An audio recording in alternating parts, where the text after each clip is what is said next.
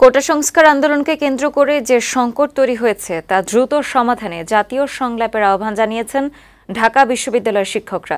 শনিবার বিশ্ববিদ্যালয় ক্যাম্পাসের সমাবেশ ও মানববন্ধন থেকে এই আহ্বান জানানো হয়। একই সঙ্গে সহিংসতা, হত্যাকাণ্ডের সুষ্ঠু তদন্ত ও বিচার এবং শিক্ষার্থীদের নিরাপত্তা নিশ্চিত করার দাবি জানিয়েছেন শিক্ষকরা। একই দাবিতে কেন্দ্রীয় শহীদ মিনারে সমাবেশ করেছে স্বাধীনতা চিকিৎসক পরিষদ। পার্থ রহমানের প্রতিবেদন। শিক্ষার্থীদের কোটা সংস্কার আন্দোলনকে কেন্দ্র করে সংগঠিত সব হত্যাকাণ্ড, শিক্ষার্থীদের উপর হামলা এবং সহিংসতার বিচারের দাবিতে শনিবার সকালে ঢাকা বিশ্ববিদ্যালয়ের অপরাজ্য বাংলার পাদদেশে সমাবেশ মানববন্ধন করেন শিক্ষকরা।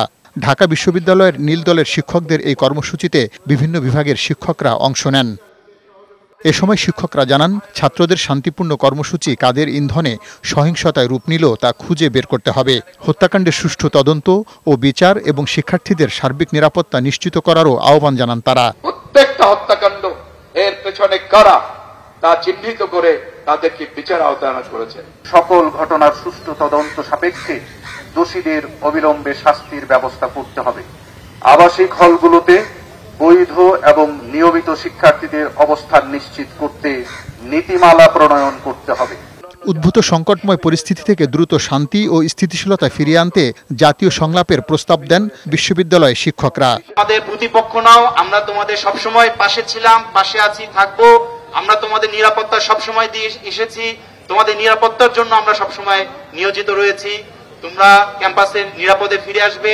এদিকে রাজধানীর কেন্দ্রীয় শহীদ মিনারে জামাত শিবিরের সন্ত্রাসী কর্মকাণ্ড ও নাশকতার বিরুদ্ধে শান্তি সমাবেশ করেছে চিকিৎসক ও নার্সরা। স্বাধীনতা চিকিৎসক পরিষদ আয়োজিত সমাবেশে অংশ নিয়ে শিক্ষার্থীদের আন্দোলনে সংহতি জানান তারা। বলেন, শিক্ষার্থীদের ব্যবহার করে অনেকে তাদের নিজেদের এজেন্ডা বাস্তবায়নে মাঠে নেমেছে। যারা নিহত হয়েছে আমি তাদের প্রতি গভীর শ্রদ্ধা জানাচ্ছি এবং যারা আহত হয়েছে তাদের প্রতি সমবেদনা জানাচ্ছি। সঙ্গে একাত্মতা ঘোষণা করে আমি বলতে চাই, আমাদের এখন মনে হয় যে থামা উচিত, আলোচনায় বসা উচিত, দেশের স্বার্থে দেশটাকে সুরক্ষা করার জন্য।